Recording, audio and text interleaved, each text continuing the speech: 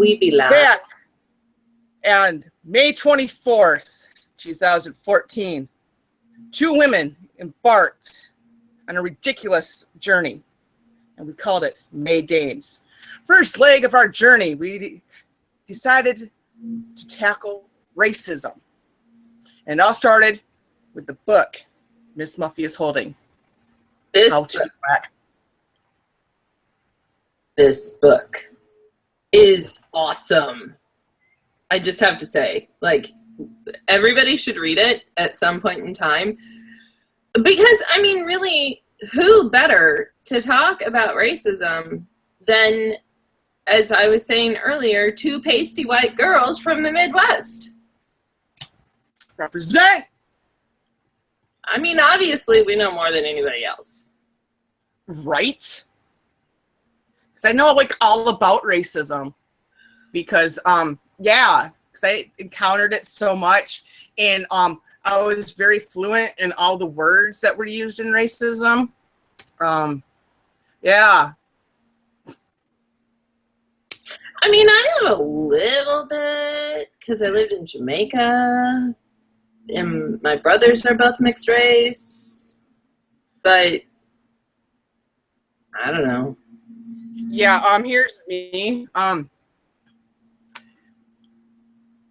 I only knew basically two. One was the N-word and the other one was spick. The rest of them, I really didn't learn until this whole identity politics started becoming popular. And I started learning all these names that people called each other. I'm like, huh? There's so many. So many. I'm like, oh my goodness. Like, I didn't know, like, banana was a racial term. Well, here's the thing. Everybody could be inadvertently racist because there's so many terms that are not okay. I'm confused because can't we just talk to each other? And I mean, if I use it, like, I got called out because I used the phrase, call a spade a spade. And I got told that that was super racist. Because, a small shovel is inherently racist. I mean, I get what they were saying because the originality of the statement, but like, through our culture, that has changed meaning to mean call something what it is. Right. So, whatever. I know one time, though this isn't, a racial thing, I remember how you get into those Twitter arguments and you only have like 140 characters to debate somebody. And we were and I was talking to this one chick about something, and I don't remember her name or anything, but I used the now I can't think of what it's called. I'm gonna call it an idiom for right now until my mind clears up. Fair. For a child to pay for the sins of the father. Because it was rape and abortion. And so I brought up, so the child has to pay for the sins of the father. Don't you bring your religion in on this? Who said anything about religion? I'm like, I'm sitting there going, it's a phrase. I'm like, if your father did something wrong, like he robbed a store or killed somebody, should you be punished for what he did? I'm like, that's what I was talking about. And she still wouldn't get off the whole, I used the word sin and that's religion. I'm like, oh my goodness. You are a special snowflake and should get slapped. So when she calls my city Sin City, is that bringing religion into the conversation? Because I'm fairly... I don't know, but it's one of those things. It's just like, really? Are we going that kind of batshit crazy? I don't know. I don't know. Oh, by the way, people, because it's our anniversary, I'm trading my normal wine in for a beautiful rosé champagne, Chandon Rosé. It's pretty much amazing. First time I had it was when I was in Napa Valley with my husband, and yeah, fell in love. So that's what I'm drinking tonight because celebratory.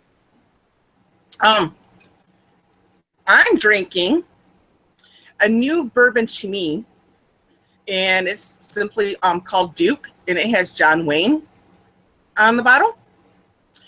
I like it. It has a nice little sweet aftertaste and tastes really good chilled. Very nice. Very nice. So new alcohols all around because, you know, reasons. I don't know. Plus, it's Memorial Day weekend, and I'm drinking to the fallen.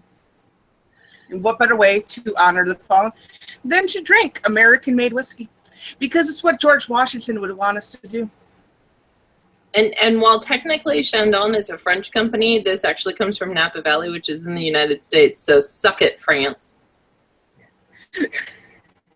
I mean... Oh my, sorry. We were discussing France at work earlier this week. Sorry. Sorry. And the conversation is kind of funny because I walked into a meeting at work, and for some odd reason they were discussing bidets, and they're like, "Well, what's a bidet?" Something that the French use. If you go to a really fancy hotel, you might find one in your bathroom. Just saying. Sorry, it was just the most random thing to be talked about in a factory. We're talking about bidets. I should probably let our audience know, and you know too, that at some point in time my husband may come in the room. So don't freak out if you see somebody approaching me from behind. That is just a member of my family. And it's okay. No one is here to murder me. I promise. That we know. I don't think my husband would murder me because he got his Father's Day gift today because sales and stuff. Oh, there you go.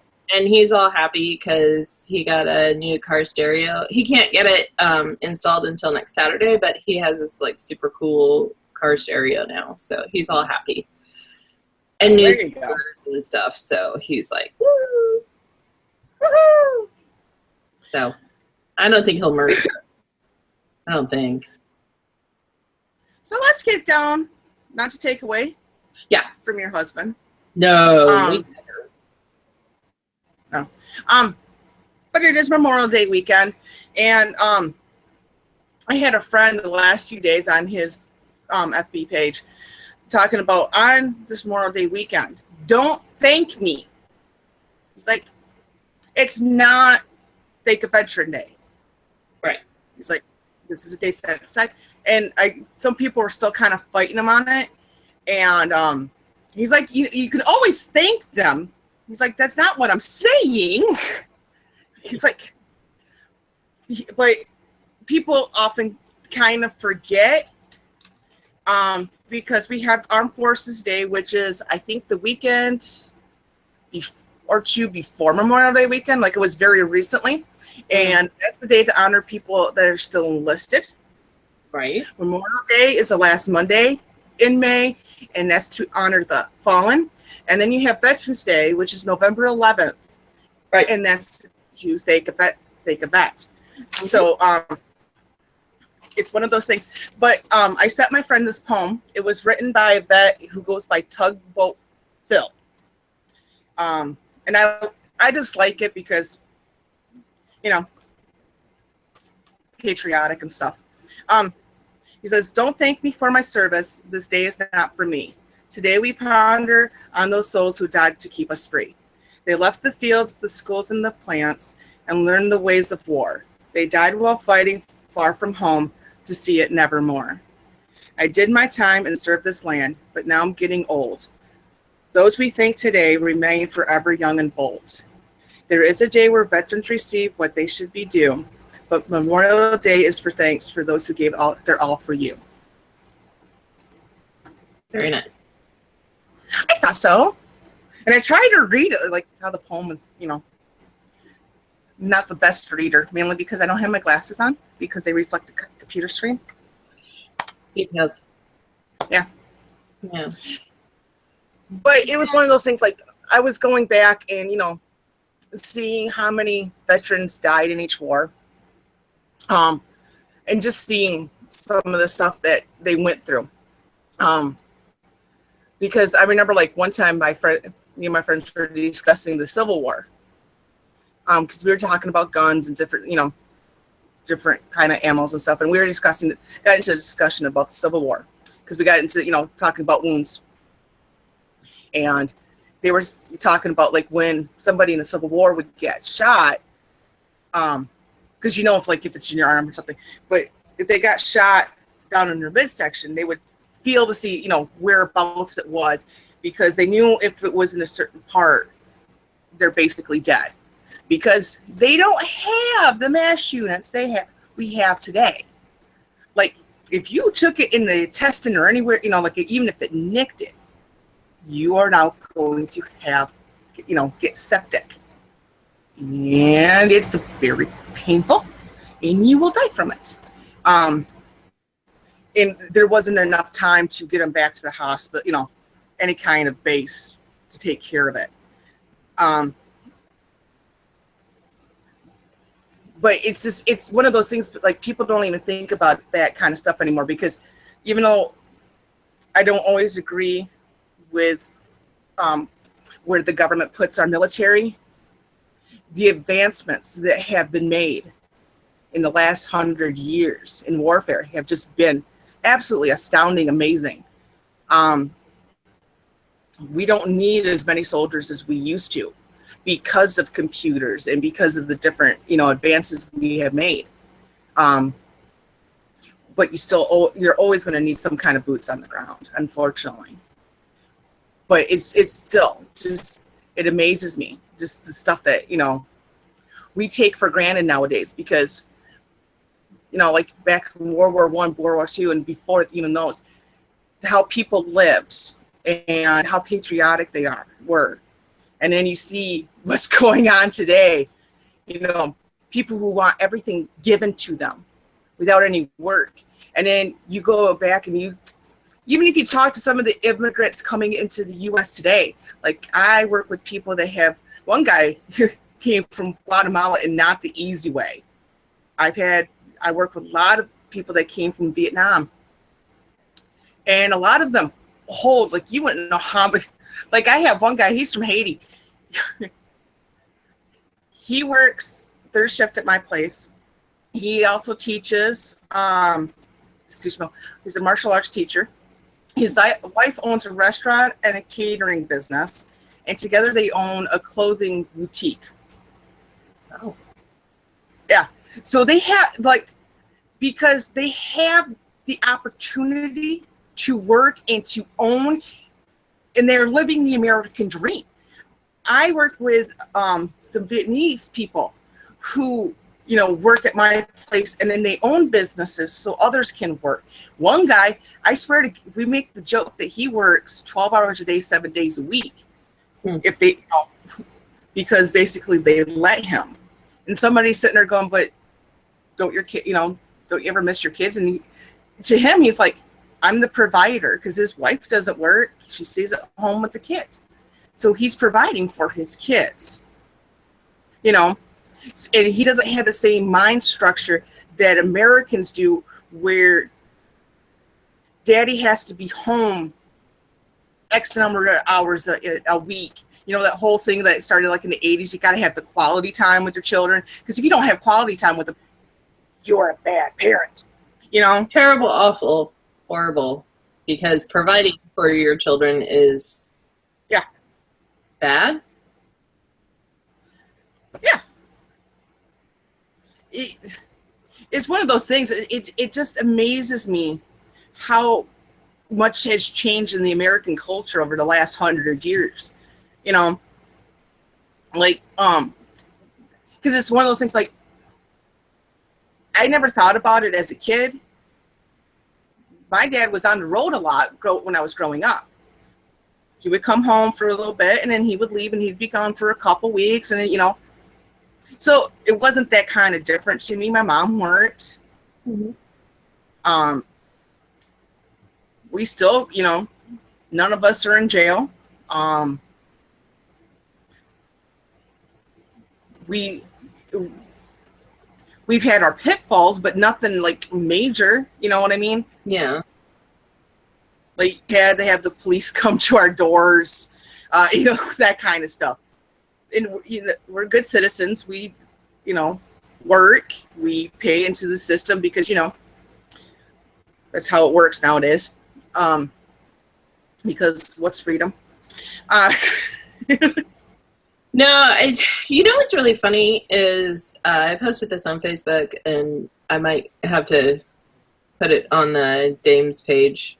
We went out for ice cream last night. I took the kids out for like end of school year treat, even though school's not over till Wednesday. But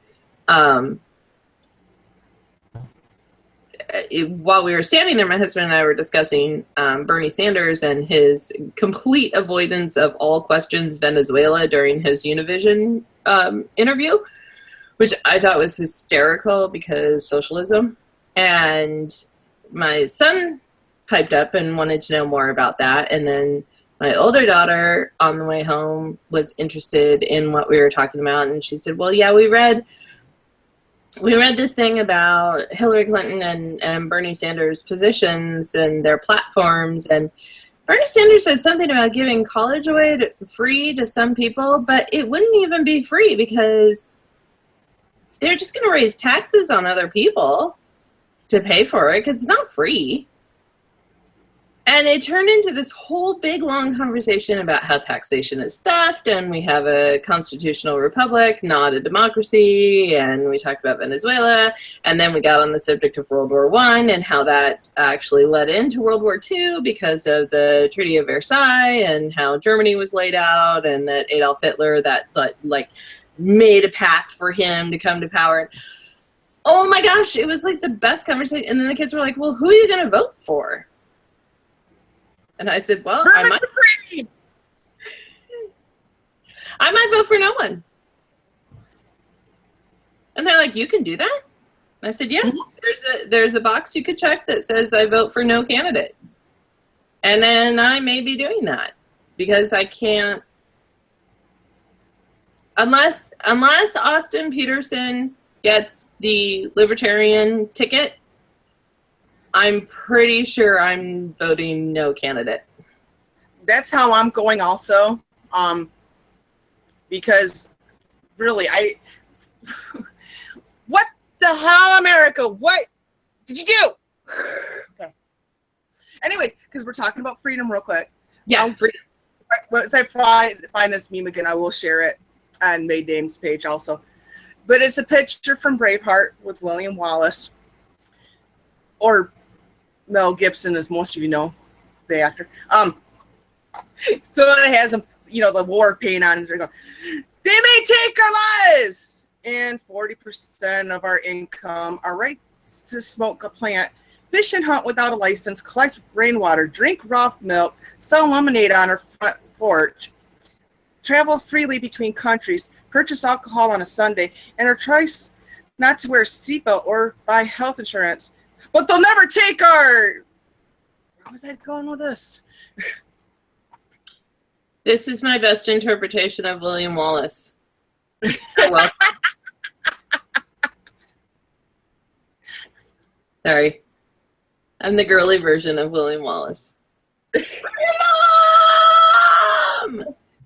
Wait. No, we gotta do that better. Hold on. You gotta do it with the Scottish accent as best as possible. Freedom!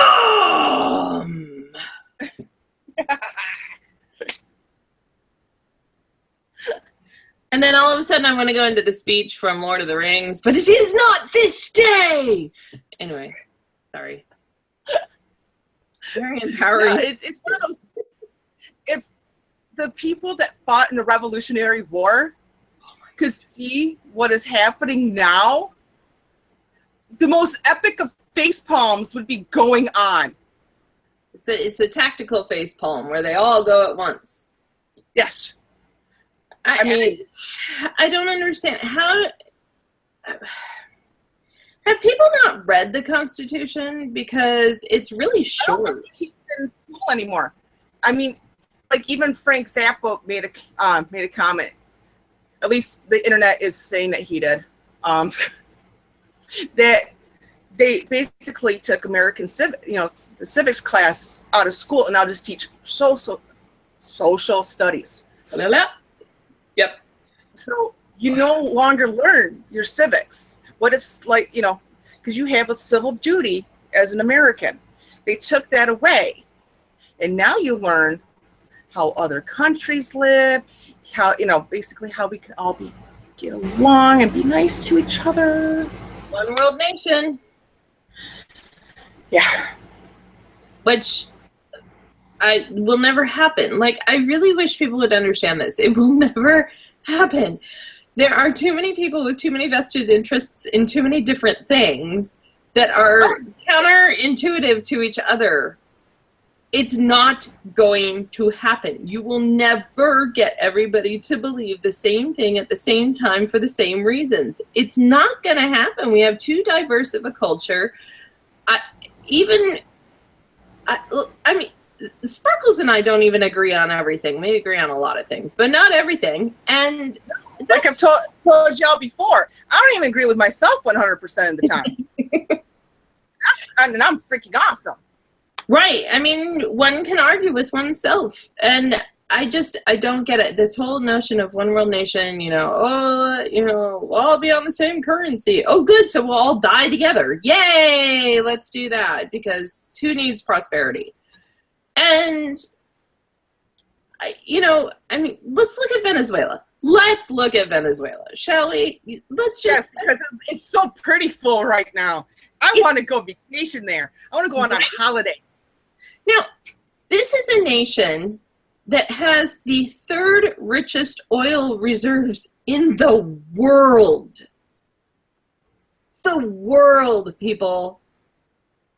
And they have no food on their shelves, no medicine. They can't leave the country. There's armed guards everywhere. They don't even have enough money to print more money. Not that that would help them, because it would then devalue the money that's already out there in circulation, and therefore you just make inflation worse. But they don't even have the money to do that. Don't forget their healthcare system, because they got that whole single payer thing going on. Right. Phenomenal. Did you see that guy with the missing half a head? Like right here? Yeah. And then 30 babies that died in one day. Right. And shortage of doctors. There's nothing in this country. And I don't understand how that happens. You have the third richest oil supplies. When you have Cuba sending you police and riot gear and people, you're in trouble. When you have to reach out to Cuba, let's think about that for a minute. Your citizens are starving to death in a oil-rich country. How is this happening? Did you see those riots from the other day? Yep. Oh my goodness. I couldn't imagine going that kind of crazy for food. Because like I said, there's always been food, know. There's always food. There's even as broke electricity. Even as broke as some Americans are, you can still go to an Aldi's or a Save-A-Lot, and for $5, you can get a decent amount of of food for $5. Yeah. You know what I mean? And you go to Venezuela, there is nothing, because as soon as anything is out there, it's gone. It's gone. Gone. And I mean, it's the rolling electricity is my personal favorite. You have an oil-rich country and you can't keep the lights on. I don't... Explain yourselves. Why are you not selling your oil reserves? Sell them. You will help the world and yourself. And the thing is they have so many other things that they could also use to help. Like, I believe there is a huge waterfall down in Venezuela. Yeah, fairly good sized one, if I remember. I mean, if they were allowed education down there, because let's face it, if they don't have a healthcare system and everything else is just, I'm guessing their education system's not much better. Pretty sure they had Common Core math before America even thought of it. Yeah. They could harness some of that power from the waterfall, kind of like, you know, anything that we used to use, and have electricity and have all those other great things. You know what I mean? Ugh. Like, or it's a pretty sunny country too. You could do solar. Like, as long as it's not like one solar one like was in a circle and kind of like set itself on fire. Because you guys, okay. Like, I need to get something off my chest. Okay, thank God this is in California and not Nevada, but it's on the border, so it's like super close. So there's a solar power plant that's just outside Las Vegas, just over the border into California. And I mean just over the border, like you can see it easily. So the first thing that was wrong with it was built with federal funds, because if they didn't use the federal funds, they were going to lose the federal funds. Okay, so lose them. Let that go back to the feds and let's use it for something productive. So they built this huge solar plant out in the middle of the desert, sort of in the middle of the desert. But instead of using like solar panels that move with the sun, you know, to catch all of the sun as it's coming, they did the oldie-fashioned way with the mirrors all around it that went up to the tower, and then the tower got all hot and made steam. Okay, so they did the old-timey solar plant. 3 towers. 3. So 3 huge circles of mirrors, okay? In one of the busiest airspaces in the country. Okay, McCarran International Airport is very busy all the time. Pilots are being blinded by these panels, the mirrors. Birds are being baked mid-flight, catching on fire and falling to the ground because of the heat from the mirrors. Okay? Wait, it gets better. Because the first year it was open, it only produced 30% of the power it was supposed to. Each year it increased by 10%, which means this year they're at 50%. But wait, because one of the towers caught on fire and is now down for an extended period of time. We don't know how long that's going to be down for.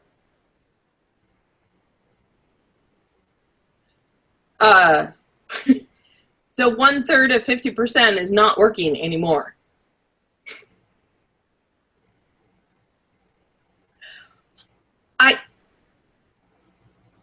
And they built it. They built this. They built this because they were going to lose the funding. Guess what? You've lost it already. You're spending more money on this stupid thing. If you had just done the panels that follow the sun, you know, like normal people do, it would be cheaper, it would require less maintenance, and it would be more reliable. We wouldn't be killing birds, and we wouldn't be blinding pilots. Oh, and nothing would catch on fire that we know of. Right. So what I'm hearing is there's going to be the Burning Man is going over there next year. That's where that's going to be. It's going to have to, obviously, because clearly that's where it needs to go.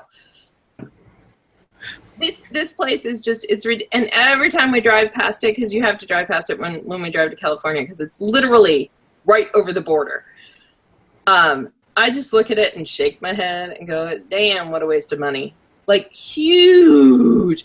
It uses so much land and kills so many birds, like hundreds of birds a day. It's insane. But the environment! Right, it's totes better for the environment. Okay, I may be wrong. It may not be hundreds of birds a day, but at least a month. Like, it's a lot. There's dead birds everywhere. Because they fly, and then they burn to a crisp. Because it's that hot. And there's no homeless people around them to help eat the birds. Yeah. What's the point of baking a bird if you're not going to feed it to the homeless? Right. Make it mid-flight, too. I mean, you could, like, put nets down and catch them or whatnot. I don't know. But I'm just saying, so... Free food!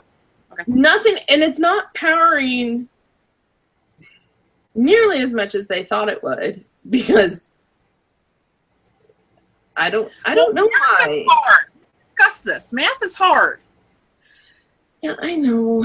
And engineering is even harder. But I just... Well, and somebody has to go clean those damn mirrors because it's the desert.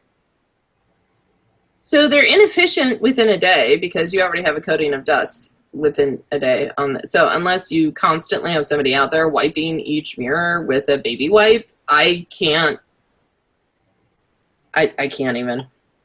No. I'm a white girl this and say I can't even drink some more pink champagne. Why you do that? As we're speaking about that kind of stuff. Yeah. Kind of reminds me of a quote. It's one of my favorite quotes. Ooh. Doesn't matter what the press says. Doesn't matter what the politicians or the mobs say. Doesn't matter if the whole country decides that something is wrong, is something right. This nation was founded on one principle above all else.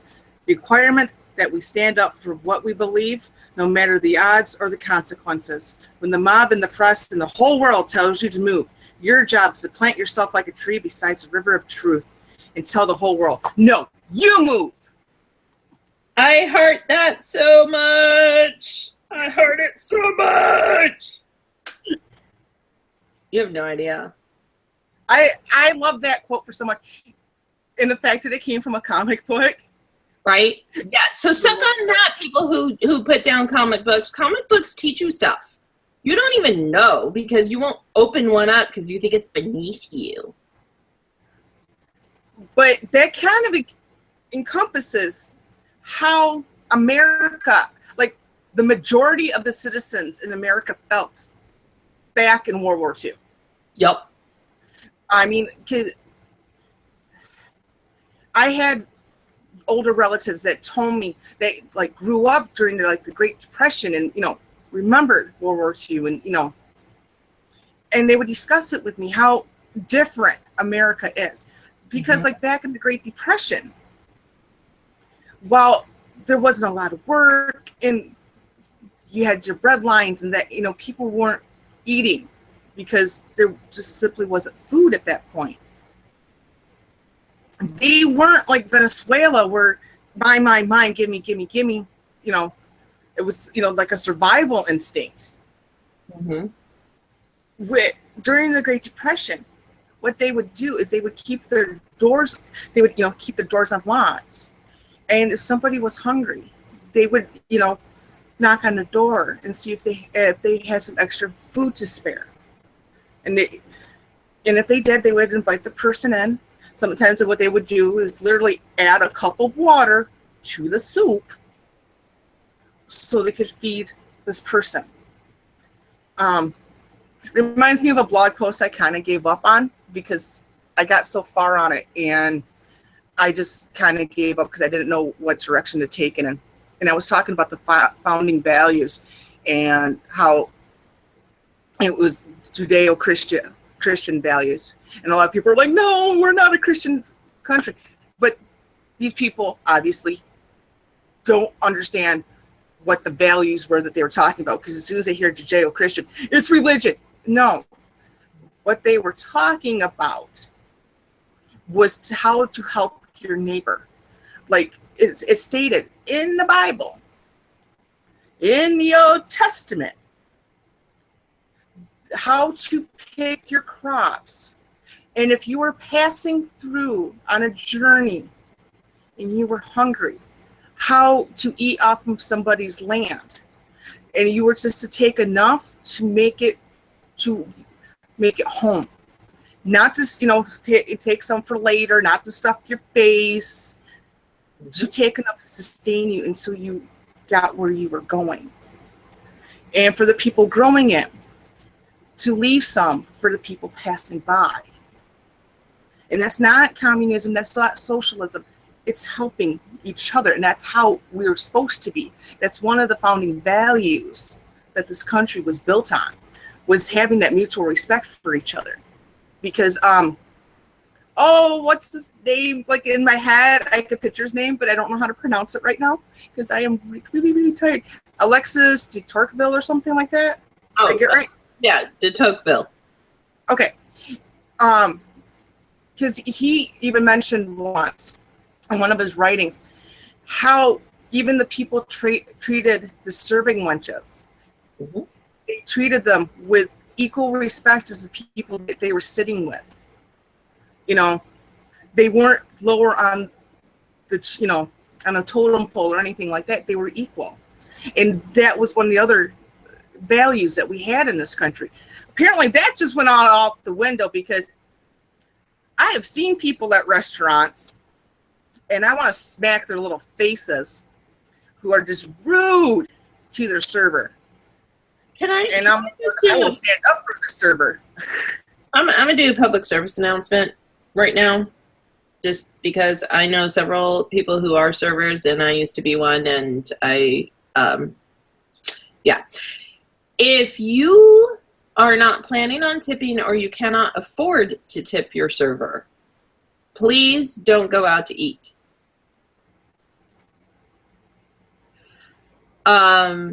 Know that the bare minimum you should be tipping for decent service is 18%. You may want to round that to 20%. If your service is horrible and it is specifically your server's problem, not from the kitchen, not from the expediters, not from your barbacks, but from your server, you ask to speak to a manager and you take it up with them directly. You do not leave a tip, because your server is doing the best that they can. Because I only did this once, and in my head I'm still kind of right. Because I was young and I was a punk. But me and my friends went out to a restaurant, and it wasn't like we were being mean or anything, but the server kept bypassing us. She would never pay attention to us, because next to us in her area was a table of young guys. So she completely ignored us and gave all the attention to the guys.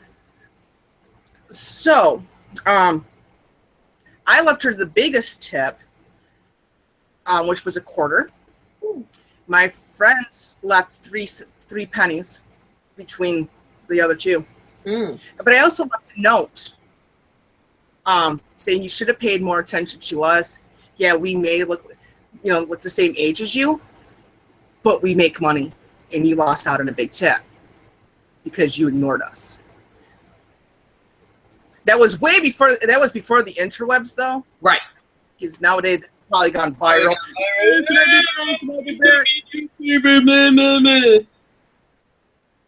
But I still think that I was correct, because she was like I said, we weren't being rude. Like I was, was trying to get her attention going, because all we wanted was refills on our sodas. That's all we wanted. And even for our church, it took forever. And it's like, and that would be one of those situations of directly involving your server. So get a supervisor, get a manager. Yeah. Like I said, and if you did that, that's okay. What you did, I don't mind. Yeah. But I like that you followed it with a note. Yeah. Because without a note, then it's just, she's just going, bitches, I knew I shouldn't have been nice to them. They didn't tip me anyway. But with a note. That's why I want to know. Because how else are they supposed to learn? Mm-hmm. Exactly. And that's the thing. But your servers work hard. People who don't tip or tip really low have either never worked a customer service job or have moved on from that and have decided that they're now suddenly better than the rest of the customer service people out there, and so they don't need to give as big of a tip. And I know how hard servers work. You're not their only table. I watched a server of ours, we got sat, and then they triple sat her on top of our table. I watched the host do it. And our server, while we did not get real quick service or real personalized service, I knew she had 4 tables that got sat at the same time, which didn't include the other 3 tables in her section. And my husband and I think we ended up, the bill was like $25, and I think we ended up leaving her a $15 tip. Because I could see the other tables, and I could hear them. And I could hear them, well, she's so slow, and she's not paying attention to us, and she's not this. And all I could think about was, damn, do you not all pay attention? You're not her only table. This is all about me. Oh. So if you're going out to eat, make sure you have enough to tip at least 15%. Okay? Just budget 15% into whatever it is that you're going to spend. More if you can. Okay? But don't not tip. Like, just don't. Servers generally don't make a lot of money. Their money comes from their tips. And if something gets broken or something goes wrong and a meal is comped or something, that usually gets taken out of their paycheck anyway. So, maybe get your act together and stop being so selfish and self-centered and self-righteous and think about other people for a change. I think I'll get off my soapbox now. Okay. So I'm going to talk about sacrifice. I'm going to read a diary entry from a private from World War I. He did not make it home. He was a barber from the Iowa National Guard. He was a barber from Iowa, but went to the Iowa National Guard. His name was Private Martin Treptow, and he was part of the Rainbow Division in World War I. And they found a diary after he died.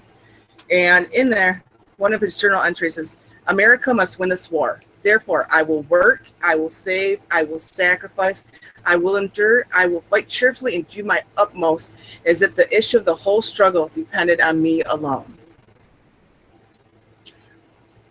That's how a lot of Americans used to think. And now we've gotten to this place where no one is willing to sacrifice. And I'm not going to sit here and act like I am. Because there are times I'm sitting there going, why do I want to do that? Because it's one of those things. It's not my reality. But I see some of my friends who are on the front lines, sacrificing. So a lot of times their safety. Mm-hmm. And they're not soldiers. They're, as a couple of them were called, just a blogger. That are on the front lines doing, covering stories, putting their lives at risk to cover the stories. Mm-hmm. And the sacrifices a lot of them have made, like, because of certain stories, some of them have to leave their kids for, a week or two at a time. Or, one of them, it was sitting out like in some very bad places. and don't know if you're going to make it home. But they're not, as this current administration, they're not journalists. They're just bloggers.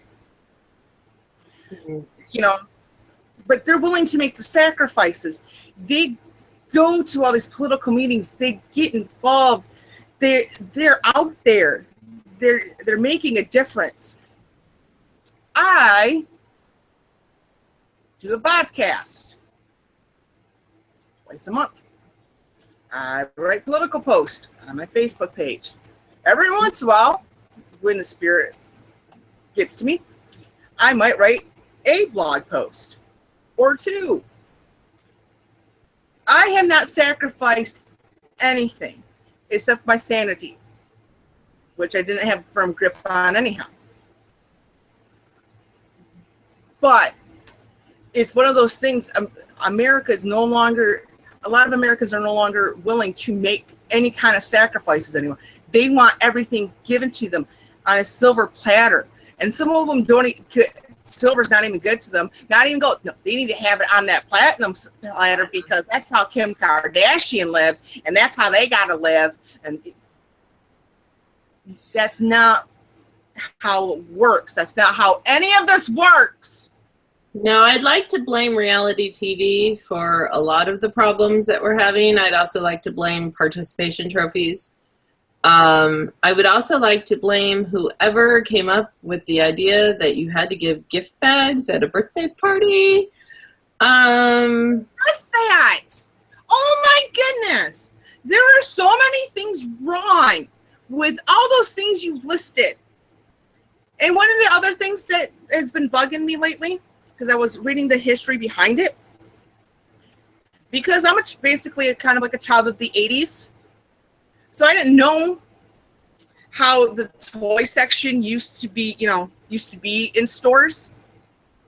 In the 80s is when they decided to market blue toys for boys and pink toys for girls. Yeah. Oh, because it was on video games. I was reading up on video games. And when Nintendo came out, they were literally told to make their choice if they wanted to gear it towards the boys and have it other stuff in the boys section, or gear it towards the girls and have everything in the girls section. So they had to choose between the two, because at the time you couldn't do both. So they chose the boys section, and that's why video games are more geared towards boys. So now you know Gamergate. Yeah, but here's the thing. I talked to my son about this because he's a big gamer. And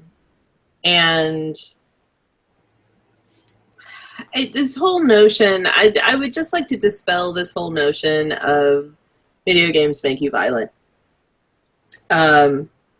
If you are naturally inclined to being violent, yes, video games will probably bring that out a little bit more. But let's dial that back a little bit, because video games are a form of entertainment. They're a way to relax. They're a way to escape the worries of your day. Okay? And for many people, it's a stress reliever. You get to go shoot people and no ramifications. Like, that's kind of amazing.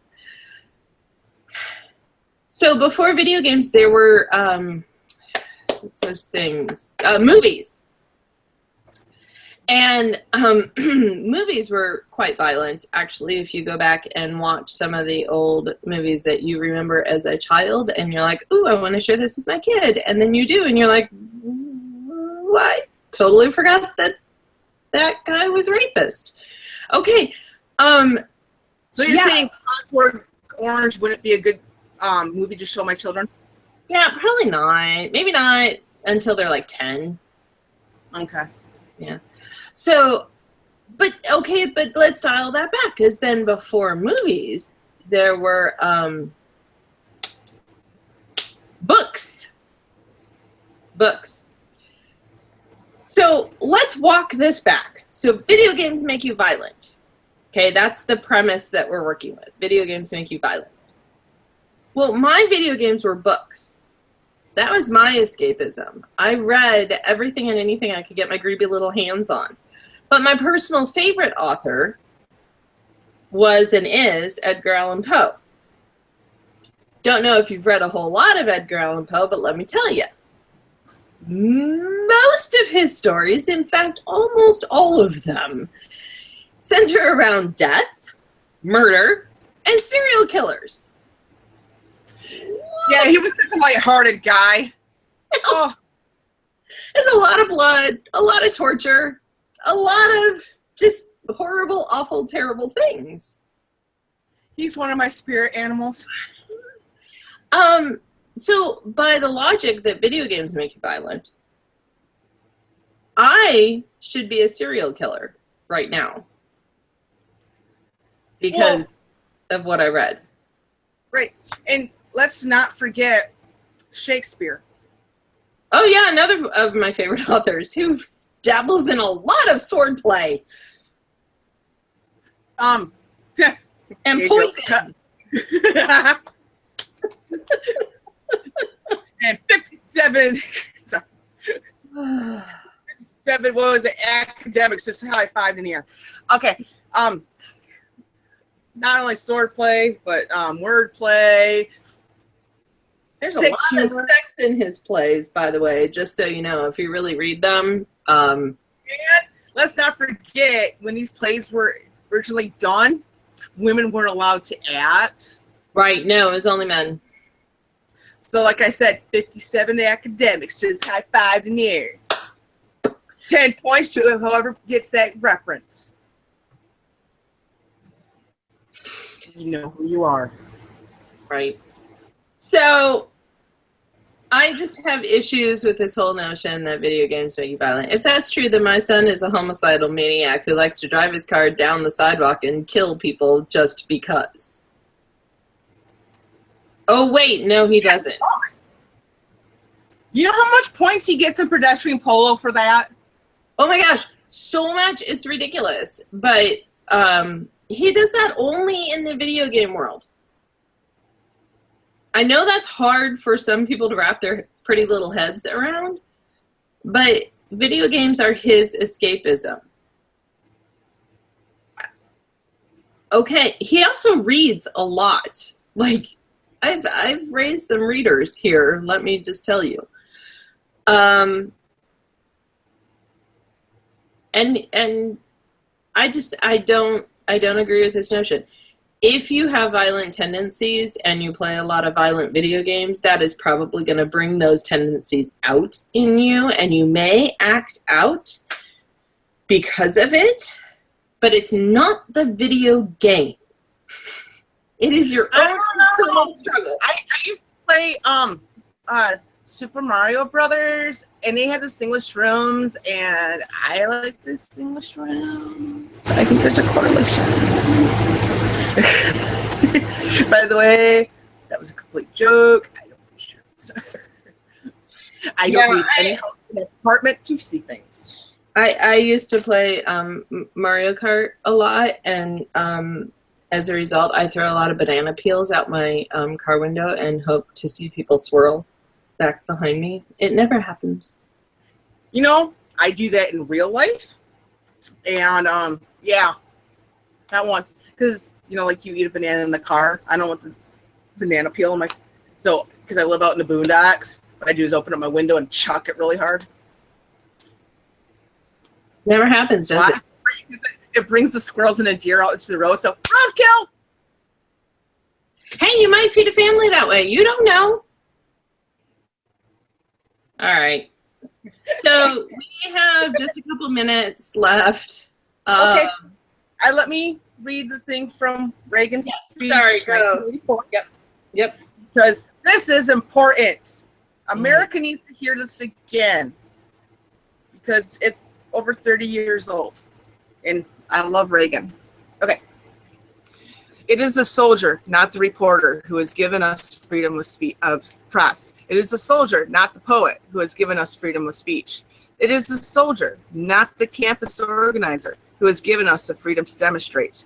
It's the soldier, not the lawyer, who has given us the right to a fair trial. It is the soldier who salutes the flag, serves under the flag, and whose coffin is draped by the flag, who gives the protester the right to burn the flag. Amen. So, to all the Gold Star families out there, thank you. Because you've pretty much given the ultimate sacrifice to allow your loved one to fight for our freedom. So with that, I salute you. I as well. I have a lot of military friends, and God bless, they're all still safe. And I know that that can change at any minute. So to those who have given their all, to their families and to their friends, I can't even, thank you isn't even a strong enough term. Yeah. Yeah. So just remember, this weekend isn't about barbecues and a 3-day weekend. Or pools opening up. Right. Or ice cream socials. Getting a good deal on your washer and dryer. Yeah. It's not about sales, and it's not even really about family get-togethers, although that's pretty cool. It really is about remembering those who gave everything to keep our country as free as it is. So keep that in mind. And come Veterans Day, thank a vet. Actually, thank a vet anytime you see one. Because they're the ones that wrote that blank check, and they're just the lucky ones that returned home. Yep. Indeed. So, in case you loved what I said, or even if you didn't really care for what I said, Hope Sparkles on the Twitters. Or you can drop us a line on our May Day page on Facebook. Indeed. And in-depth girlism, bloop. Just hit me up right there. I really don't tweet out a whole lot. I do my Fandom Friday, and every once in a while, if there's a cute Instagram picture, I'll send it out. But if you talk to me via Twitter, I will talk back. So, until next time, stay safe for this holiday weekend. We want you all to come back next time. So, bye.